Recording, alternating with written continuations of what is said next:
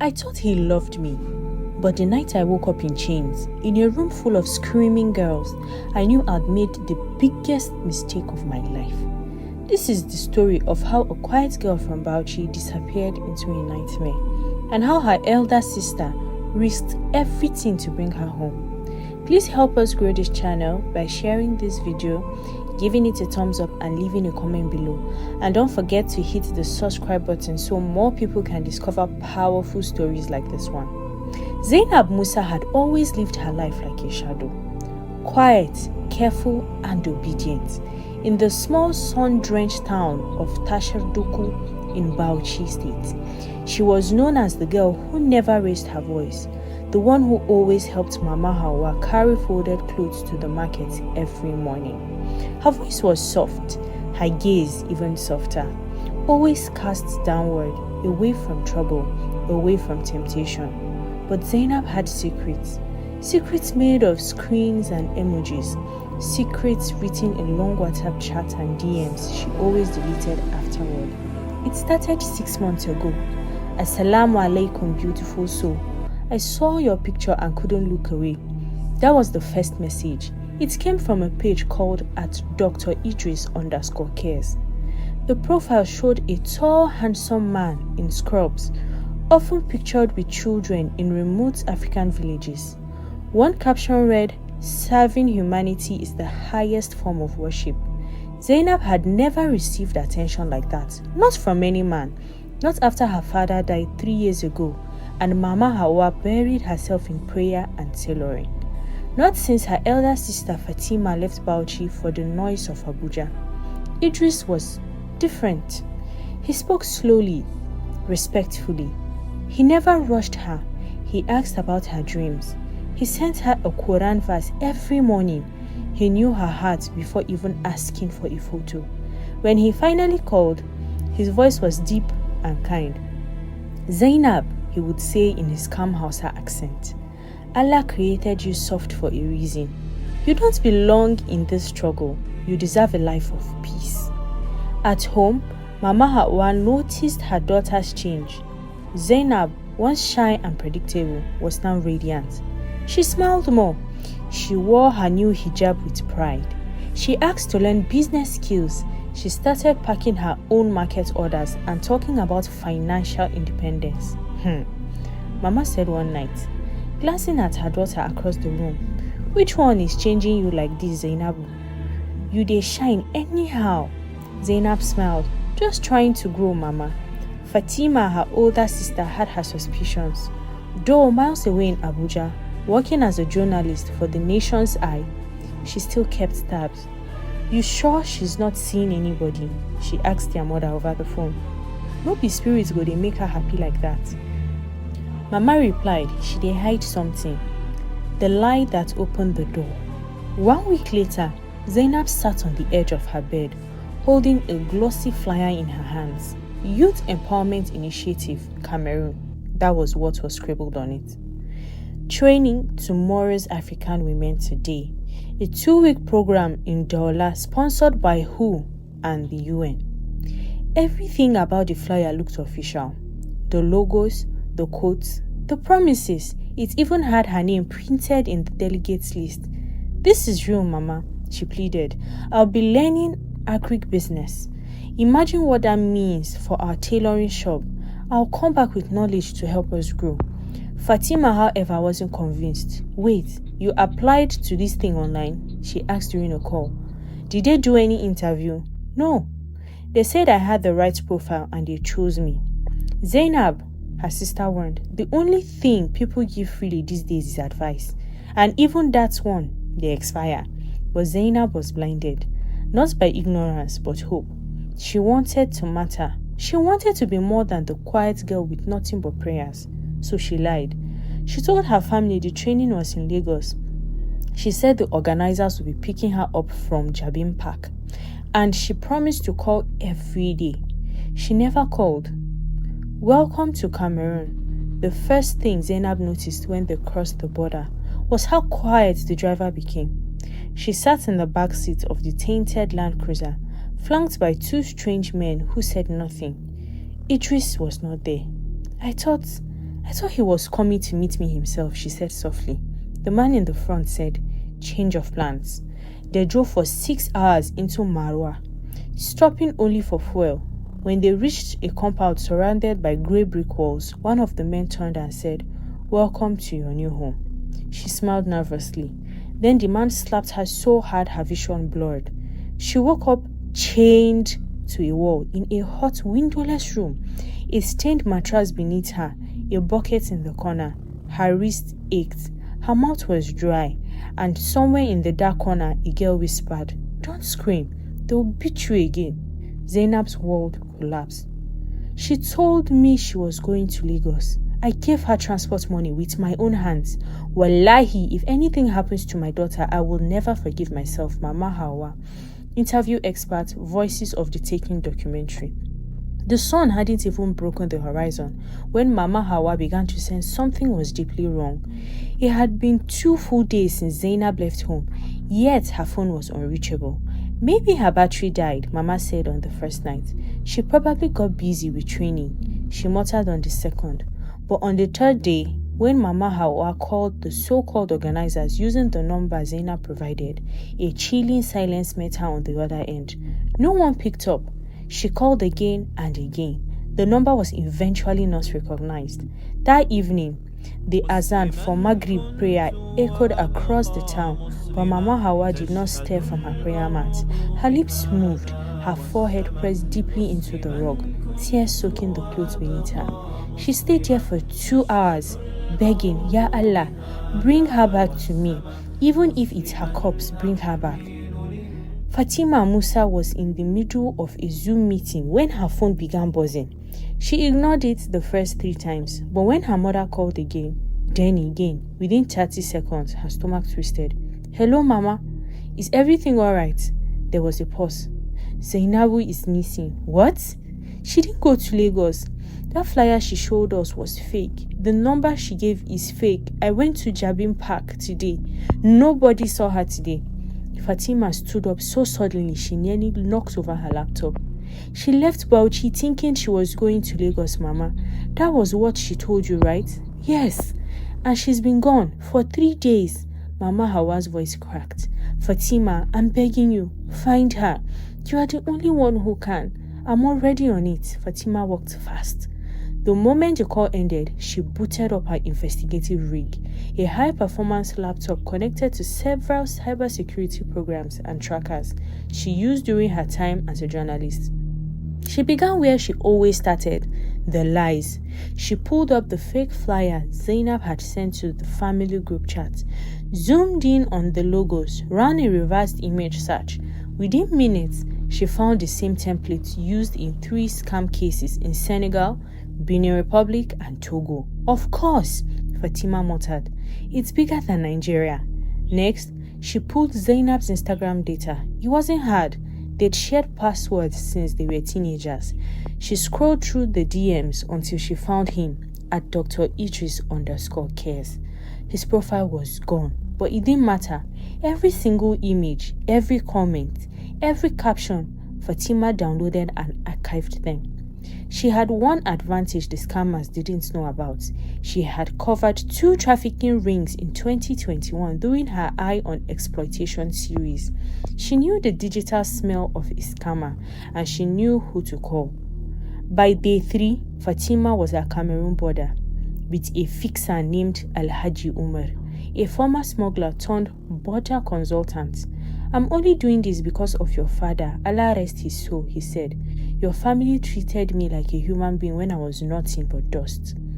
Fatima nodded. Then help me save his daughter. They crossed under the cover of night through an illegal footpath between Taraba and the far north region of Cameroon. She wore a hijab and a fake NGO badge. Her name was now Sister Mariam, a relief worker from Borno inside. Cameroon was a chaos. From Bogo to Marau, she moved quietly, avoiding local police and dodging questions. She paid off 2 immigration officers, bought a burner phone and hired a motorcycle rider to take her deep into the bush where rumors of girls being kept for hundreds circled like flies over meat. Zainab had lost count of the days. Her world was now a dark hot room where women screamed at night and whispered prayers during the day. They weren't alone. 4 girls were chained beside her, including Ijeoma, a 19-year-old Igbo girl who had been lured with the promise of a makeup artist job. They pick one of us every few days, Ijeoma whispered. Sometimes they come back changed, sometimes not at all. Zainab's body was failing her. She could barely eat the porridge they brought once a day. Her hair was matted, her face bruised, and worst of all, her monthly period hadn't come. She was pregnant, and she knew who the father was, Idris. Fatima finally got a lead on Idris Danjuma from a Cameroonian journalist named Maya Mfumu, who had been documenting mysterious disappearance of Nigerian and Chadian girls. He walks through women, Maya explained. They scout girls online, then the men move them. I need to find him, Fatima said. You won't, but maybe you can find one of his recruiters, Rekia. She lives in Goa. If Zainab is still alive, she knows where. Goa was a dusty, sunburnt village where suspicion roamed free. Fatima posed as a Hausa nurse seeking volunteer work. It was dangerous, but she had no choice. It was at a tiny corner kiosk while buying water that she first heard the name Rekia. Ah, that woman. She did live behind the old clinic, the one with green gates. Fatima went that night, dressed in a faded abaya, her face veiled. She knocked 3 times on the gate.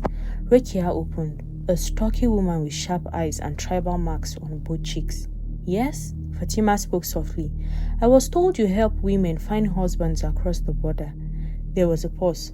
Rekia's eyes narrowed. Who told you that? Fatima held her gaze. A girl in Taraba. She said you're kind. You helped her cousin settle in Douala. Rekia relaxed. Oh, come in, she said.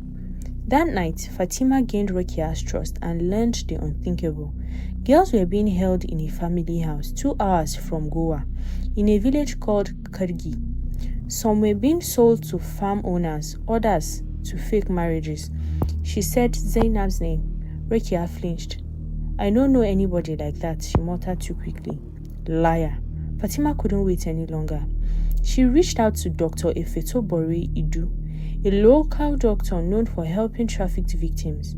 Maya had vouched for him. You want to go in there? He asked, alarmed. That place is a fortress. I'm going. Either help me or stay out of the way. The plan was bold. Fatima would pose as Rekia's cousin, a new recruiter visiting the husband house. With forged papers and her calm demeanor, she would blend in. She would pretend to be searching for fresh girls. If Etobori would wait with a van nearby, she had one night and just one shot. Fatima entered the compound with Rekia. It was worse than she imagined. Over 12 girls, locked in separate rooms, some crying, some catatonic, others beaten so badly they couldn't speak. Then she saw her, Zainab, sitting in a corner, barely recognizable. Her belly just started to show. Fatima swallowed her scream. That night, when the guards were drunk on palm wine, Fatima whispered at the door, Z, it's me, Fatima. Zainab's eyes widened. No, you're not real. I am, and we're leaving now. You think this is a joke? The soldier barked, slamming the butt of the rifle into the dirt. The 3 girls stood frozen in the moonlight, barefoot and breathless. I saw you crawling through the fence. Fatima's heart thudded against her ribs. The baby in Zainab's womb kicked. Run, she whispered. Z, run. The wind of Kargi was bitter that night. Fatima, Zainab, and the youngest captive girl, Miriam, just 15, clung to each other in the darkness, crouching behind the clay wall at the back of the family house. The guards had started their late-night gambling session under the mango tree. Just as predicted, they had 20 minutes. Fatima had memorized every creak in the fence line, every soft patch of earth, every broken plank. It wasn't just an escape plan, it was a miracle rehearsal, and she had only one chance to pull it off. She signaled the girls, follow my steps. Exactly. 1 step. 2. Avoid the rusted nail. A low growl came from the goat's pen. Fatima froze. If one of the guards turned, but they didn't, she reached the fence, dropped flat and slid under, then Zainab, then Miriam. But before the last girl made it through, a flashlight beam sliced across the yard. Hey! Fatima didn't look back. They ran, fast, blind, through the bushes, through sharp grass, thorns biting into their skin. Miriam stumbled. Zainab, pregnant and weak, gasped. Leave me, she cried. I can't. Fatima grabbed her arm freely. We go together or we die together. The guards were shouting now. A truck engine roared to life behind them. Fatima pulled a flare from her pocket and flickered it. The red light soared in the air. That was a signal. From behind the trees, Dr. Efetobore emerged in his van. Headlights off, engine running. The side door swung open. Come. They drove in just as gunshots rang out behind them. Dr. Efetobore didn't speak. He just drove. Fast. Dust curled up in spirals behind them. The girls were trembling, their skin bruised, clothes torn, but their eyes, those eyes burned with fire of freedom. The next morning, they arrived at Nagodere, where Mama Mariam's safe haven waited, a women's shelter known only to activists, journalists, and a desperate survivor. Fatima carried Zainab in her arms like a mother carries her baby. Mama Mariam took one look and burst into tears. You are safe now, child. The safe house smelled of spices and shea butter. Girls sank quietly in the corner. A nurse applied antiseptic to Zainab's wound. Another gently combed Miriam's hair. Fatima sat in a chair, staring at her hands. They were shaking. She had fought, lied, smuggled, nearly died, and still she wasn't crying. I'm not the one who deserves tears, she whispered to herself. Z does.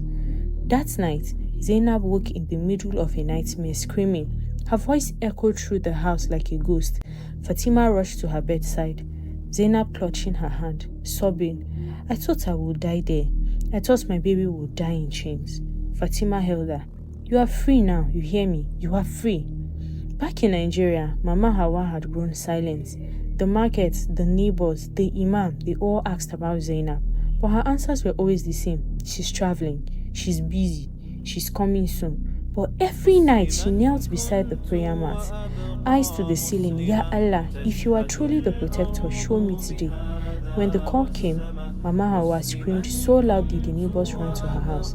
She fell to the floor, weeping, laughing and whispering over and over again. Alhamdulillah, you brought my child back. Fatima contacted the Nigerian High Commission in Yaoundé. She didn't beg, she threatened. I have footage. I have names. If you don't repatriate these girls within 48 hours, this story will be on Al Jazeera, BBC and VOA by sunrise. The next day, diplomatic cars arrived, papers were processed, passports issued, Red Cross nurses escorted the girls to the plane. As they took off, Zainab looked out the window at the land that almost buried her alive. Then she placed her hand on her belly and whispered, You made it. The plane touched down in Abuja. Mama Hawa collapsed the moment she saw her daughter, not from pain, but from relief. She kissed her forehead, her hands, her belly. Forgive me, she cried. I should have locked the door. I should have hidden your phone. I should have... Zainab stopped her with a hug. You raised me to be strong. That's what saved me. Their neighbors gathered around the compound. Some stared, others wept. A few whispered, she's cursed, but Mama Hawa didn't care. Her child had come home. 1 year later, Zainab sat beneath the mango tree in their compound, rocking her baby girl. They named her Hawa, meaning life, breath, and revival. Fatima had returned to journalism, but with a new fire. She launched a documentary titled Voices Beyond Borders. It went viral within days, earning awards and international acclaim. More importantly, it changed policy. Phone hotlines were activated, safe houses funded, embassy protocols revised, and the Voices Beyond Borders Foundation was born, offering free rescue, therapy, and reintegration programs for survivors.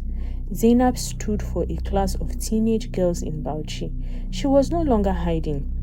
I trusted a man I never met, and I paid the price, she said. But I'm not here to scare you. I'm here to remind you love is beautiful, but trust must be earned. Never let desperation blind your judgments. And the girls clapped. Mama Hawa watched from the back, holding baby Hawa in her arms. Fatima joined her, sleeping an arm around her waist. She's not just surviving, Mama whispered. She's teaching others how to live. Fatima nodded with eyes glistening. This is what legacy looks like. Thank you for watching this emotional and powerful story.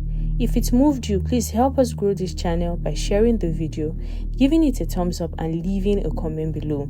Don't forget to subscribe so you never miss another story that can change lives, inspire hope, and amplify the voices of the unheard. Stay safe, stay wise, and stay connected.